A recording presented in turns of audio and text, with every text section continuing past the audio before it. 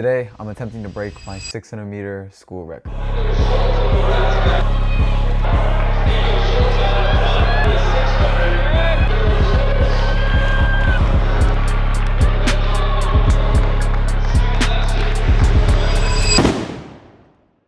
The 600-meter school record currently is 1:15.6, previously broken in 2006 by Dimitris Melkovics, who then went on to the Olympics to run 144s, 143s, and represented Latvia.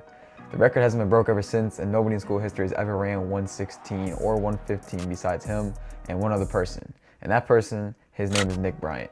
Nick Bryant is a teammate that I've been training with for the last year and a half, and last year he ran 1:15.9 in the preliminary rounds at the Big Ten Championships on a 300-meter track at Spire, Ohio, and then he doubled back the next day and ran a 1:15.3 on that same track and then took home the gold medal. And today, Nick told me and he was willing to lead me out, so-called rabbit or a so-called pacer, so that I can go out in about 48 to 49 seconds, and he's gonna lead me through about 450 meters of the race and then let me close out the last 150 in an attempt to break the record. So today's a very important day to me. The reason that I am at the University of Nebraska and the reason that I got my scholarship was because I broke the Illinois 600-meter state record back in 2021 with a time of 1:19.96, I wanna say.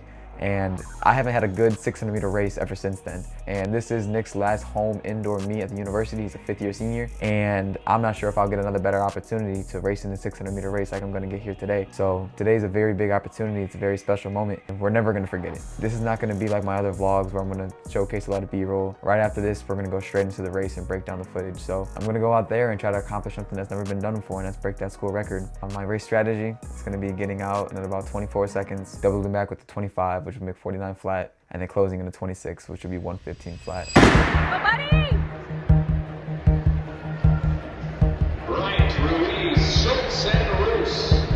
Final section of the men's 600, 1:22.59, the time to beat.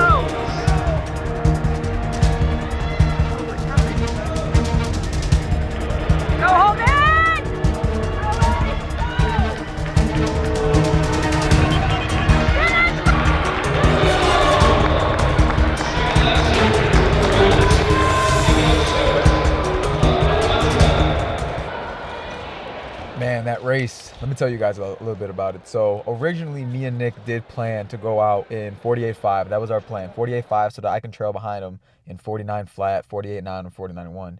The thing was, our first 200 meters was very close to a practice rep. In our heat, even the unattached guy by the name of Cortez, he was our former teammate last year. So it felt just like a practice rep. There really wasn't that many people there cheering, going crazy over this track meet. And the thing about me is I perform really well when the competition and the stakes are very high. But when things are pretty low, like they were this past weekend at a random tune-up meet, it's very hard for me to get locked in and get into that other mode.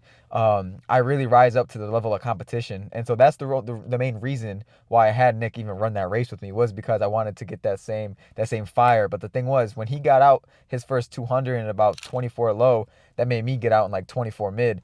And I wanted to come through in like 23 high, 24 flat, but that obviously didn't work out. And then so that pushed my 400s to be a little bit slower than what I originally wanted. I wanted to be in about 49 flat. My coach marked me in about 49.9, and which is still a flying pace. And we have two different views on how the end of the race went. The end of the race, I'm going to show you guys the clip here within the last 30 meters. My coach said I ended up dying out because my form, you can kind of see my arms are getting very long. But in my opinion, I think that the first 400 of the race was too slow, and then I just didn't carry my momentum well enough. But like I said, the race is over. I can't go back in time and change it. But if I were to do something different, I would have gotten out a little bit harder and a little more aggressive. I think I was a little lackluster the first 400, and then I tried turning it up the last 200, which you can't do that mid-race.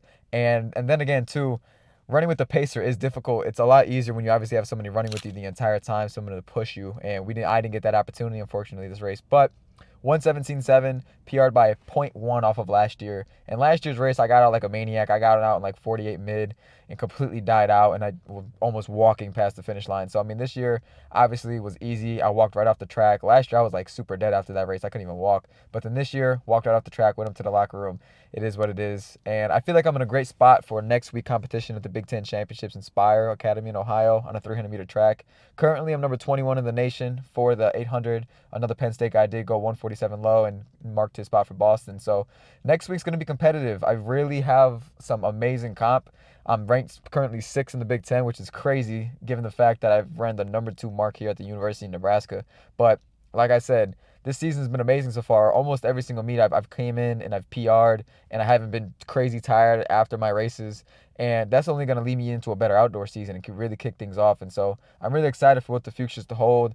This 600-meter race, we were taking a shot at something big. Obviously, we were going for that 1:15 in school record, but I'll take a PR and I'll take 5th in all time in school history. That's what that mark was, that 1:17.71. So we'll take it, man. We're in shape right now. We have a lot of good things to look forward to in the future, but as of right now, my main priority is getting to Boston. That's public enemy number 1, is getting to Boston, trying to get our top 16 mark. And the only way we're going to do that is if we go 146. And then 147 low would probably sneak us in there, but we want to get that 146 mark to absolutely solidify our spot in, because 146 is going to be number 13 or 12 in the nation. And like, as I mentioned, as I keep on reiterating to you guys, that it's going to take top 16 to go. So we got that. And then we also have the Big Ten Championships to look forward to too. Currently, we're in first by probably like 3 or 4 points. And so everybody needs to show up, and something special needs to happen on that day. So I'm going to put myself in the best position possible to go out there and succeed and help my team win that championship, to win a back-to-back championship. And I don't think that there has been an 800-meter Big Ten champion in the last like 20 years or something like that. We have not had many individual Big Ten 800-meter champions.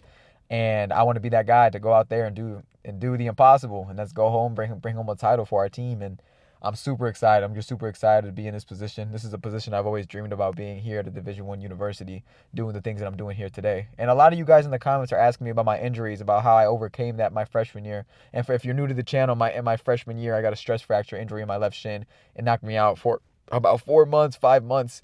And I was super down bad, but at the same time too, I made sure each and every single day I was journaling. I was waking up at 5 a.m., going to the gym, hitting the bike, hitting abs, hitting push-ups, pull-ups, doing swim workouts, whatever I needed to get done, I was getting done. I was making sure I was staying on top of my schoolwork. I picked up this gig. I learned how to edit videos so that when I started being successful at track, I could post this and share it with you guys and give you guys a platform, or give myself a platform, in order to showcase to you guys how to overcome things like that. And like I said, it's a lonely road. It was a lonely journey getting there. And even today, it's a lonely journey trying to better everything that I'm currently doing. And it's all about mindset, and it's all about perspective. You put yourself in positions that you want to be previously. So what I'm trying to get at is, but let's say my life right now, right? I'm currently a 147 800-meter runner. I have 2,000 subscribers on YouTube. I already have visions of me having 1 million subscribers on YouTube. I have visions of me going 143, 142, 141, being at the Olympics. And so my habits and my planning, everything I'm doing each and every single day, is getting me closer to my goals. Am I going to accomplish a goal tomorrow? No. Next week? No. Maybe not next year. Maybe not even within the next 5 years. But I know that each and every single day I'm getting closer and closer to my goals, and it's going to open up new doors and new opportunities for success. And rather, track isn't your thing. Maybe you're going to open up some type of business one day because you met somebody, because you were talking about business. If you just put yourself in these positions, great things are going to happen. You're going to be successful. Even like the thumbnail of this video, it says 115. I was going for the school record. I didn't get it, but I still PR'd. I still moved from 6th all time to 5th all time. Life works in mysterious ways, but you just got to go out there and give it your all, and whatever happens, happens. And like I said, if you are doing the right thing, and if you're putting yourself in a position of where you want to be one day, great things are going to happen in unexpected ways. So never forget that.